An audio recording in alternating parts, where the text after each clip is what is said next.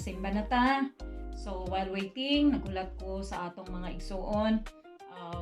9 o'clock pa mi magsugod. So 8 pa karon. So napay 1 hour sa mga igsuon, di na ko sayangon ang akong oras kay mobalik na sad kami dito sa among trabaho sa farm busa nga mag-share ko sa inyo sa bisan mubo lang nga oras mga igsuon. So bahin kini sa mga masakiton mga igsuon. Ngano man nga maayo man ang masakiton or ngano man magpaampo man. So asa na to nabasa mga igsuon dito sa Santiago chapter 5 verse 14 paingon sa 15.